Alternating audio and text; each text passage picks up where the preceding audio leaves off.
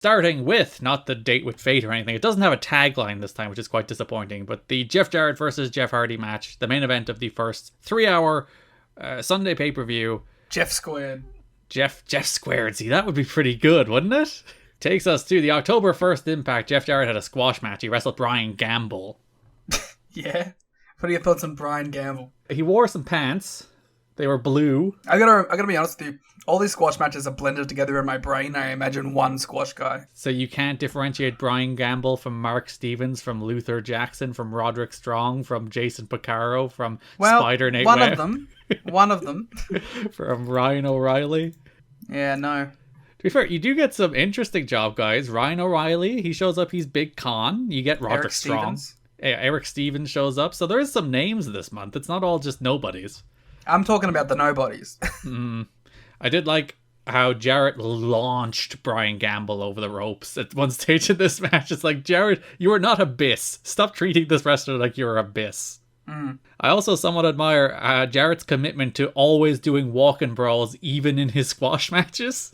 He's so, like, Jeff Jarrett pilled that it's, like, impossible for him to do anything else than what he knows. So he's going to take that dude out to the floor and throw some punches, maybe a whip or two into the rail, even when it's a freaking 90-second squash. That's great. I admire the commitment to the bit. So he beats Brian Gamble with the stroke. Jarrett grabs the microphone and insists he's not leaving the ring until he finds out who his pay-per-view challenger at Victory Road is going to be. He then takes a seat on the announce desk. He puts like a chair on the announce desk and sits on the chair on top of the announce desk, which was a fun visual. Jarrett with some fun visuals around announce desks this month. Yeah, Jeff Jarrett is my favorite wrestler who I don't enjoy seeing wrestle. Russo comes out. The crowd chants, "You killed Nitro" at Russo. It wasn't just him. And as Days of Thunder are covering right now, not like it was in a good state before he arrived. Can you hear the thunder? You know what I've heard about Days of Thunder? What? No, we've done enough. Russo says he spoke to the same outsiders and they didn't cut it. So there'll be a mini tournament to crown Jeff Jarrett's contender for Victory Road, which will feature Raven, the alpha male Monty Brown, the Monster Abyss, and the charismatic enigma Jeff Hardy. Raven needs a nickname. The Maniacal Raven? Yeah, is he the Maniacal? The Rowdy Raven? The Ravishing Raven. To be fair, WCW canon did at one point suggest that Roddy Piper might be Raven's father, so... Oh my god. You can take the Rowdy name. But the winner of that mini tournament will challenge Jarrett. Jarrett said if Russo isn't going to bring some outsiders to Victory Road, then he will. Then there's some more X Division stuff that we'll talk about when we get to AJPD. I like that he's like, he's still being coy about who they are, but Russo's like, I talked to him. I know who you're talking about. Yeah, and they suck. They can't do it for number one contendership. Okay, if you had to add another 2 matches, ignore how the finale would pay out, what would you make in the next 2 matches if you had to put Kevin Nash and Scott Hall in this tournament? Oh, so who would you pair them with? Huh? Well, you'd need Nash against someone who can be good. AJ. But you don't want AJ to take AJ's the job losing. To Nash. So I'd probably say Hardy. No, you can't use people already in the tournament. Oh, but I was going to book Scott Hall against Abyss, and that match would rule. And also, this company doesn't have other main eventers. Or other, heavyweights. Who are you going to put in there? Conan and BG. Oh, why have you said such a thing? Okay, it'd probably be Bobby Roode. He's not doing anything. And probably Ron would be the only other, main event Yeah, guy. so, okay, Ron versus Nash, Roode versus Hall. That would be alright. Alright, we solved it. Alright, October 8th Impact. We had the first of the 2 semifinal matches. Probably the most loaded episode of Impact. And boy, did they tell you. Well, justifiably, though. They had Hardy against the Abyss and Monty and Raven on the same episode. And AJ Roderick Strong. Which was the best match on the show as well. But having 2 actual matches between stars on Impact, which is a thing they just don't do. They don't have 1 match between stars on Impact usually, never mind 2. Yeah, this is when it started to feel like a different show, you know? We're getting big matches, big stars on the show every week. I really enjoyed this episode. I thought this episode flew by. Yeah, it's a rare 3-match Impact, so I think that helped in the pacing, because it was 3 not long matches. My God, I would kill for a 3-match Impact every week. They weren't long matches, because the 2 tournament matches were given special 15-minute time limits, but I think both went in and around 10-ish. 1,000 Strong was about 5 minutes as well. How many episodes are they taping at once at this point? I think they're still only on one. So, and Explosion, I guess. And Best Damn as well toward the end of the month. Alright. But I think they do move to bulk tapings, if not straight after this, shortly after this. So yeah, the first of these matches was Jeff Hardy versus Abyss. Hardy had the instrumental modest on the in, but then the lyrics modest when he won. It was very upsetting. I'm very confused about the modest law. I think they just fucked it up the first time. I think it's just meant to be lyrics modest now. There was some very mean chants directed at Jeff Hardy here. There was some "We want Matt" chants. There was some "Go home Hardy, go home" chants. Which I still attest is just them wanting Jeff to win the match quicker. That's true. Abyss, this scrub, this nerd, this Goldilocks dweeb should be losing to Jeff Hardy much quicker. I'm very sad about Goldilocks. There is a moment on one of these shows where they're like on commentary, look how much more successful Abyss and Alex Shelley have been without Goldilocks. And it's like, God, guys, you don't have to rub it in. Stop, she's already dead.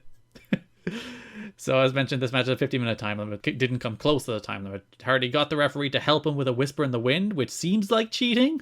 Or sorry, not the Poacher in Motion, not whisper in the wind. I mean, it's involuntarily. There's probably like a setup they could have done that would have actually seemed relatively organic to use the referee as the launch pad for the Poacher in Motion. But no, he just said, get down, and the ref got down, and he did it. You could have, Irish whipped Abyss into the corner and had Abyss, take out the ref as he does it. And that way, the onus of the move happening is still on Abyss, so it leaves it a little 50-50, as to, why you wouldn't just immediately DQ Jeff Hardy. Yeah, or just not do it. He's got to hit that. He's got to hit it. Hardy went for the Swanton, he missed, then Abyss... A real rough miss on the Swanton, too. Yeah, that's a thud. He just kind of thumped it. He rolled through on a chokeslam for the win. He goes to the final next week. And then the other match, Monty Brown faced Raven. I actually thought this was pretty fun. It was just two big dudes beating the piss out of each other. Which is, my kind of wrestling. There is a conversation at this stage about whether or not Monty Brown is ready for this level. And you can argue, what does this level mean when the main event of this company is shit? Yeah, that's the thing. It's can he do a 3-star main event? Probably.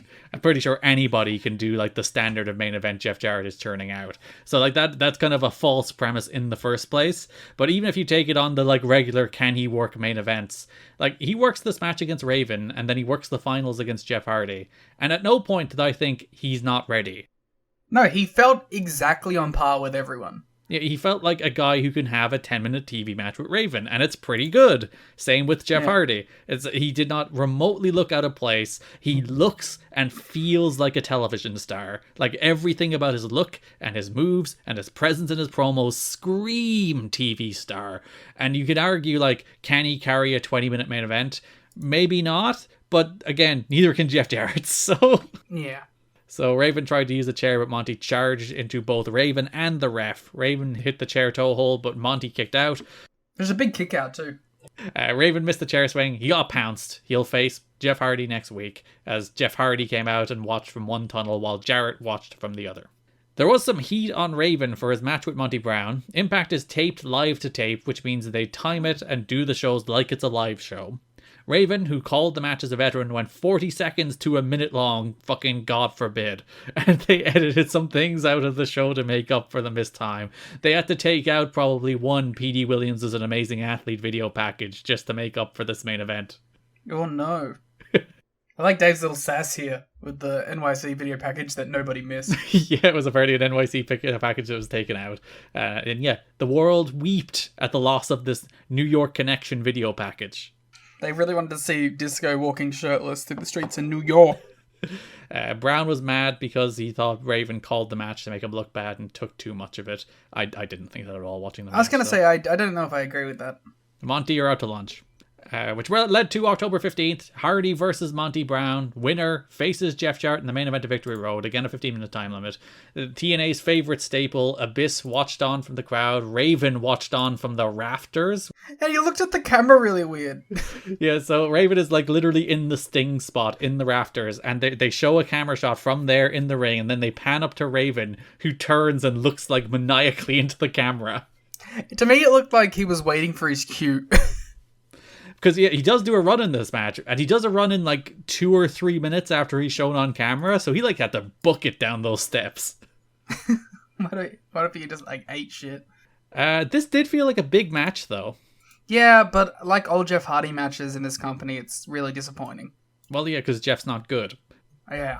So Monty caught Rudy with a stray elbow. Hardy hit a swanton, but there was no ref. Abyss comes in. Black Hole slams Hardy. Monty pounces Abyss, but then Raven comes in, cracks Monty with a chair, drops him with the Raven effect. Hardy hits the Twist of Fate, but Monty kicks out like right at 3, but they call it Jeff Hardy wins. I thought this was interesting that Monty didn't take the easy win and capitalize. He went after Abyss, but Hardy very much did. And in theory, like, Monty's not a babyface yet. Yeah. But Jeff Hardy is a babyface. And Jeff Hardy was like, a win's a win, baby. Yeah, so the heel is like, no, I'm not going to take the easy win, but the babyface does. Yeah, I thought that was an interesting choice there. Jarrett is interviewed by Franchise later in the show. Jarrett asks what they're going to do, paint their face and have a clown match. Yeah, it's pretty good. They should do that. Oh, by the way, during that Monty Hardy match, the crowd chanted, break his neck at Jeff Hardy. Like, guys, come on. So mean. Cool your jets. No super freak is going to knock Jarrett off his mountain. Super freak, super freak, super freak, yeah. Franchise wants to know about the Outsiders. That's where Jarrett finally says the names Hall and Nash. Says Hall is coming in on Jarrett's side, and then warns Nash about potentially being on Hardy's. Nash is on Jeff's side. They're all on Jeff's side. Even Hall says he's on Jeff's side, even though in this promo he's like, I got Hall. They're all on Jeff Hammond's side. That's true. He's the most powerful Jeff in this company. He's always just off watching NASCAR. He controls all 6 points of Impact. October 22nd opens with Jeff Jarrett versus Ryan O'Reilly, who you might know as Big Con from Current Violent by Design. Yeah, Big Con. Who only just showed up on Impact last Thursday, and now here he is, popping up in a match against Jeff Jarrett. Our influence knows no bounds. Hardy ended the last show atop a ladder. Mike Tenay is like, I think this suggests he's challenging to a ladder match, even though he just did like ladder mimes. I think if you were to go to a Christmas party, you should bring Mike Tenay because he's a master of charades. Yeah, I mean, yeah. Are you a good charades participant? I don't think so. I don't think I'm either a good charader or charadee. I'm not a good charade guesser either. I'm not imaginative. Very analytical. I did enjoy Hardy miming climbing a ladder despite the fact that he was standing atop a ladder. He's climbing the second ladder. It wants a double ladder match. Oh, is that a relation to the pain bow? I'm literally thinking of how it could work in my head. So Jarrett had this squash match against Ryan O'Reilly. Hardy had set up ladders all over the Impact Zone, trying to goad Jarrett into accepting the title match in a ladder match. Jarrett used a ladder a bunch against Ryan O'Reilly, which, again, wasn't a DQ for some reason. The rules in this company loosely applied. You can kind of just do whatever you want. Especially when you're Jeff Jarrett, I guess. Yeah, well, 100%. Jarrett won with the stroke. He whipped O'Reilly into the ladder after the match, but Hardy did the save and then did the same to Jarrett. Hardy climbed the ladder looking for a swanton, but Jarrett bailed. I'm very excited for this future Big Con Jeff Hardy team. Taking down Jeff Jarrett. So end of that show, you had the main event, which was Styles, Hardy, and Killings against Team Canada's Bobby Roode, Eric Young, and the newly debuting Ruffy Silverstein, filling in for the absent Johnny Devine, I guess. Babyfaces won. Hardy hit a Twist of Fate on Silverstein, and then Hardy hit a swanton off the ladder onto D'Amore, but then Jarrett hit him with a guitar shot and literally said, like, ladder match, and the show went off the air. Well, got to the point. So I guess that was, in fact, Jeff Jarrett accepting Jeff Hardy's ladder match. Ladder match. Which is funny, because that's normally Jeff Hardy's key catchphrase. No, he doesn't say anything in this company. He goes, ladder match, and that's it. It's so bizarre. We talked about it, like the build to the last one, the Date with Fate match, that they didn't let Jeff Hardy do a single promo. And now you're building to your big Victory Road pay-per-view main event. Like the first Sunday 3-hour pay-per-view, you have this legit star as the pay-per-view title challenger, Jeff Hardy going into his match, a ladder match, and still you don't have him utter basically a single word. Do they just not trust him?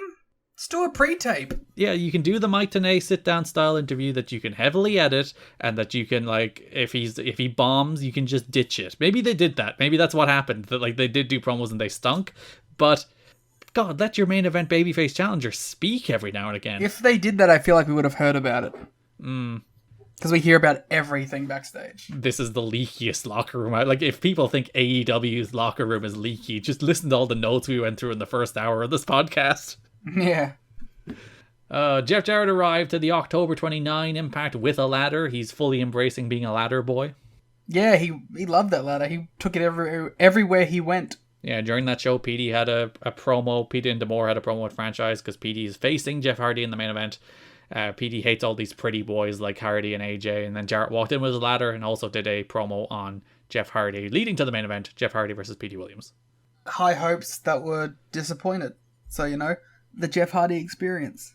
I will say, like, Jeff Hardy's not a big guy, but in comparison to PD, he was like twice his size. Yeah. Man is much bigger than PD Williams. Yeah, like them. It's a Jeff Hardy TNA match, so there's nothing like technically bad about it, but there is no spark or inspiration there whatsoever. Also, it goes like 3 minutes. Which is every Jeff Hardy TV match as well, even the squad, like the supposedly competitive ones. Like PD's ex-champ, he shouldn't be beaten. Like, fair enough, AJ runs in, hits the reverse DDT, helping Hardy get the win. But yeah, this is where Jeff Jarrett did do commentary from the announce table, but he was sitting atop a ladder. In a great fit. He did. He looked great. And like Don West is kind of looking at him with awe, and then Mike Tenay was like rolling his eyes the entire time, which is the perfect dynamic there. This is just another case of the X Division champ being used to put over the world title feud, so...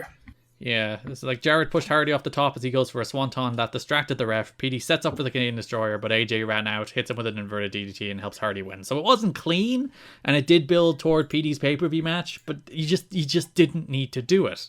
Do you know what my biggest takeaway from this was? Go on.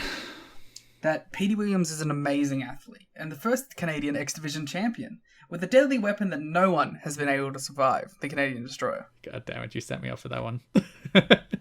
To be fair, they didn't air the package during this match. It was during the six-man tag the week before, the Styles Hardy Killings against Team Canada six-man tag, that during the break they did air the PD Williams is an amazing athlete package.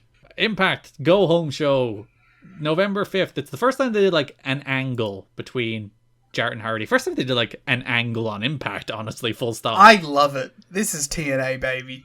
So this show opens with Jeff Jarrett beckoning Franchise, and he demands that they play a tape. He's in the production truck. He's like, play me a tape. Yeah, let's play this footage of me committing assault on someone in a public space. I recorded myself doing a crime, and I would like you to play it to the public. Now, here's my question to you, Garrett. Mm-hmm. Is Alex Shelley filming this? No, Scott is, actually. They do directly address Scott D'Amore, so... Damn it. Scott D'Amore, who is Alex Shelley's trainer. Maybe he was also his trainer in videography. Yeah. So Mike Tenay's in the ring. He's hyping up Victory Road. He runs down the lineup before Jeff Jarrett and his ladder interrupts. Jarrett implies he took out Hardy last night. They roll the tape of Jarrett and Team Canada sneaking into Hardy's hotel room. PD dressed up as a maintenance man. They knock on the door. PD's like, maintenance? There was no reason for him to wear the maintenance man outfit. Jeff never opened the door to see him. But that was so they could get into the building. You didn't see how they got It's a public space. You could just walk in. No, this is a highly secure hotel. Did not look like it. Dude, you see the size of Jeff Hardy's hotel room? Yeah. Didn't look secure. But it was pretty big. He had like 2 couches in there. They had like a whole couch area. And any hotel room that has a couch area is a fancy hotel. So yeah, maintenance man PD gets Hardy to open the door before Hardy and Jarrett jump him, and they're like, ha, we've taken him out. He's not gonna make Victory Road. It says he'll need a new pay-per-view opponent. It can't be Nash because his knees are shot. Can't be him. He can't walk. Dusty comes out. Dusty says things will change when he's in charge. It says the next time Jarrett pulls this to make sure they get the job done. Hardy attacks Jarrett and climbs the ladder. PD runs out, distracts Hardy long enough for Jarrett to push him off the ladder to the floor. So Hardy's little comeback here got nowhere, and then Dusty and AJ checked on Hardy. Jeff Hardy's also like covered in fake blood. Yeah, and he was being stretchered out, and Jarrett did the whole attack him while he's stretchered out gimmick. Like, it's a go-home angle. It's not the worst. They did probably add a little bit of juice to this match. I much prefer the hotel attack, though. They should have just left it at the whole. I suppose they couldn't leave it in doubt as to whether. No, you needed to have some like valiant babyface coming out. Yeah, and you couldn't end the go home show with the question of being, will the babyface challenger show up for our first pay per view? I guess you can't really do that. The main event was meant to be Styles and Hardy against Jarrett and Petey. Hardy had to be taken out of the match. It was replaced by Ron Killings. So Jarrett hit Killings with the belt. Styles pulled the ref out. Then Jeff Hardy showed up. Hey, wait a minute. Man not in the match. Came out, hit the Twist of Fate, followed with a Swanton Bomb. The ref counted 3. I don't know why Hardy's not in the match. They did build up he pinned Jarrett with the Swanton. It was the first time that Jarrett has been pinned since he lost the belt to AJ in that steel cage match earlier this year, which I think was March, or was it April? Either way. So it's been a while since Jarrett was pinned. Hardy's the first person to pin AJ. This is the first time Jarrett has had a competitive match on Impact, full stop. And what a match it was. Perfect for the Jarrett regime. Oh, during the promo segment on the show where Jarrett interrupts Tenay, there is the all-time Mike Tenay face. Yeah. Where he's like looking up to the ceiling, rolling his eyes. He's looking mad and frustrated. It's one of the ones that's like one of the defaults on Twitter if you search for Mike Tenay. It is like one of the best Mike Tenay faces. We also got another great one when they announced that Victory Road was happening in Florida. Oh, the big suspenseful announcement. Yeah, where he's like sucking in his lips and he's just nodding. God bless Mike Tenay. I love him so much. So we talked about the Hardy and Jarrett side of this pay-per-view main event. We haven't talked about the Outsiders side of this pay-per-view main event. The Outsiders. Whoever they could be. So Hall and Nash do debut kind of on television in the build-up. They both have individual promos. I fucking hate the Scott Hall one. Why? Tell me why. It annoys me more than the PD one. Where he's like, hey yo, hey yo. Hey yo, hard cut. Hey yo, hey yo, hey yo, hey yo. I hate it. Petey Williams is an amazing hey yo. So you don't want me to start doing the other quotes? Yeah, like, I don't know, it's fine for what it is. Both of them, I guess, needed a presence on the show in the build up to the pay-per-view. They didn't give away either of them actually appearing until the pay-per-view. They did like 60-second promos. It's fine. The promos were nothing special. I did like Nash's like maniacal laugh toward the end of his. Yeah, I like how he just cut it in his hotel room. Yeah, he was just busy filming a day of The Longest Yard, like getting off set with Steve Austin, getting off set with Bill Goldberg to tell him that I gotta go back to the hotel room and shoot this TNA promo. They're both like, what the fuck's TNA? There's a line in, I think it's The Torch, it might be The Observer, I don't remember, I didn't put it in the show notes, of Austin being like, what the fuck are you going there for? TNA stinks. Because they're paying me, Steve. But it was during the period where like they hadn't signed the deals, and Austin was like, get Vince to cut you a check, come on. That's so funny. So that brings us to November 7th, the TNA Victory Road main event, Jeff Jarrett versus Jeff Hardy for the NWA World title in a ladder match. Scott Hall comes out earlier in the show, he does a promo, he just basically reinforces everything. He does tell us that Kevin Nash is not here, which it turns out he is. We do get the return of Marvelous Me. It is lyricless now, which is well, it has occasion like Marvelous Me, but it doesn't have the full everywhere you turn you'll see. Which is a tad disappointing, but the instrumental version is still pretty darn great. Yeah. So yeah, he says Nash isn't here. He points out that he's both a TNA original, he was on the very first show, and that he invented the ladder match, which isn't true. He did popularize it.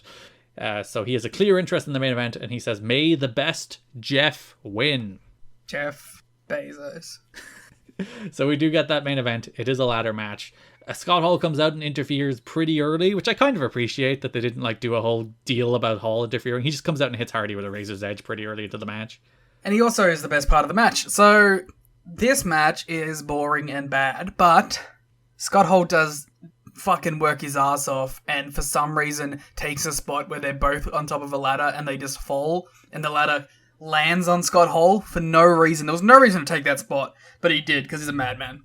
Yeah, so there's a ladder set up on the floor, like opposed to the ramp, and Hall is just lying on the ramp selling, and Hardy and Jarrett set a bump up so that they fall off the ladder onto the ramp, but also onto Scott Hall in the process. Yeah, it's just the ladder just eating him directly in the shoulder.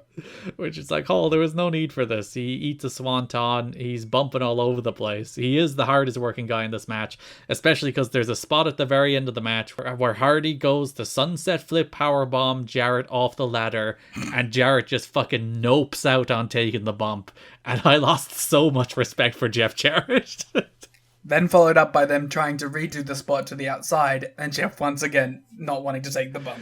It's like, dude, don't put the bump in the match if you don't want to take it. This is the pay-per-view main event of your biggest show ever. One of the most important shows this company will ever run. This show needs to be a home run. And it's like, it's teetering on the knife edge of whether it's like a success, never mind a home run. And you're out here not even taking the sunset flip powerbomb bump? Come on. Yeah, it's a bit of a rough one. But, like, it's a weird match because there's a lot of stuff I like in it, but I hate most of it, so it's hard to rate. Yeah, I was saying on the watch along, which you can listen to at tnachat.com, which we did for the full Victory Road pay-per-view, that I could give this match anywhere from 2 stars to 3.5. Like, anybody could give a rating on that spectrum, and I'd be like, yeah, I get it.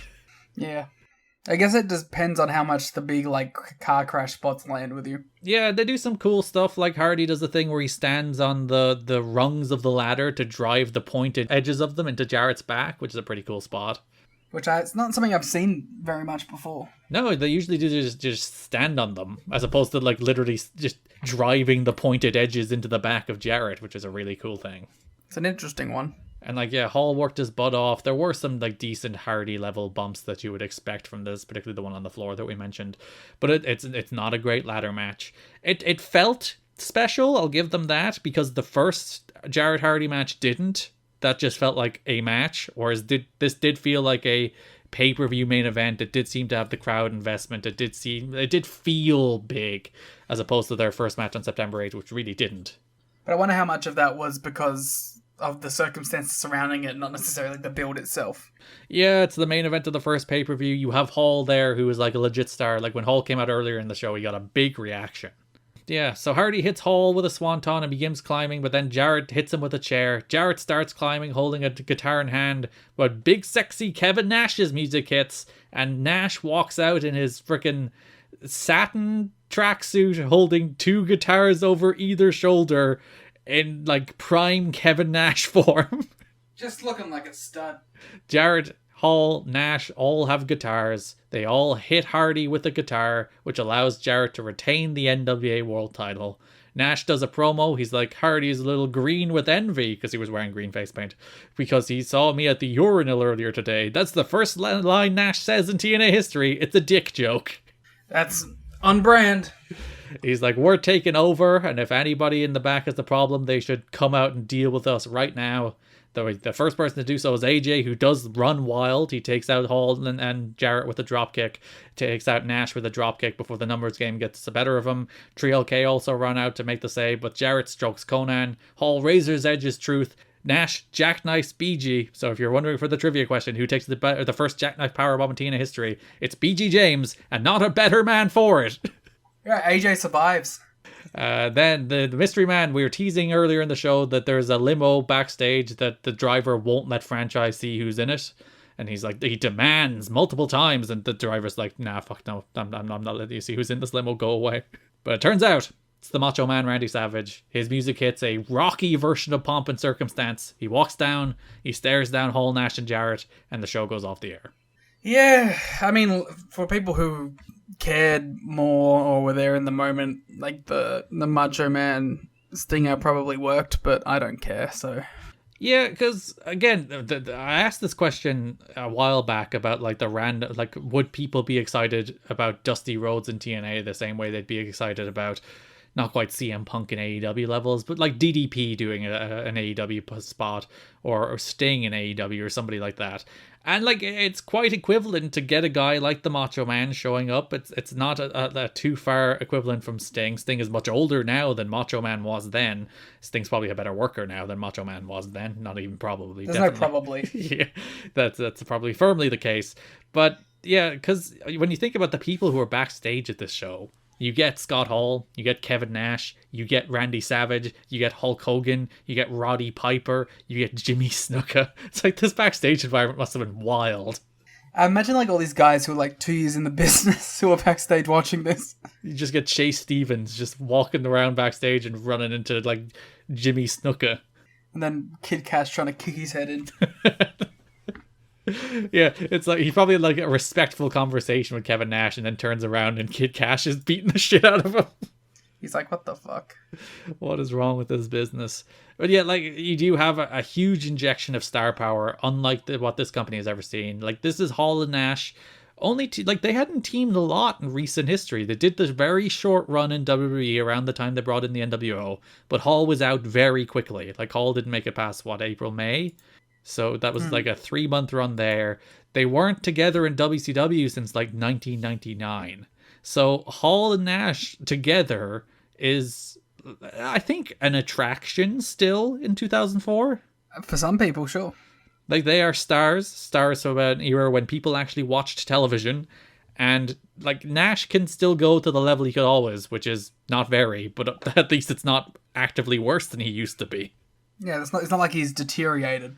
And like Hall was still a pretty good worker in 2002 TNA, but I don't think he's in the same shape now he was even then. But even then, he's probably still a pretty good worker because he's still Scott Hall. Yeah, there's like a base level, but both of those guys still hit. But at the end of the day, it does send the message that like this is our coming out party, our big 3-hour pay-per-view, and like Styles got punked out by these guys. 3LK got punked out. That's no loss. But it's the Savage Nash and Hall show. It's not the Styles Monty and AMW show. It's the Savage Nash Hall and Jarrett show. Thank you very much. And I guess you could cynically think that is among the bigger problems as well. That like all of this is once again revolving around Planet Jarrett, which he does that promo for the first time this month, by the way. He does the "This is Planet Jarrett and you're just living in it," or whatever the actual line is. He does that promo for the first time. And yeah, it really is just Planet Jarrett now, isn't it? Yep. It's not exactly an exciting feeling, but hey, it's where we are, and we have to deal with it to get to the good stuff, so... Obviously, like, the direction coming out of this is Jarrett versus Savage. Great. Which is a match that never happens. But thankfully, Great. probably. But we will see Macho Man at Turning Point.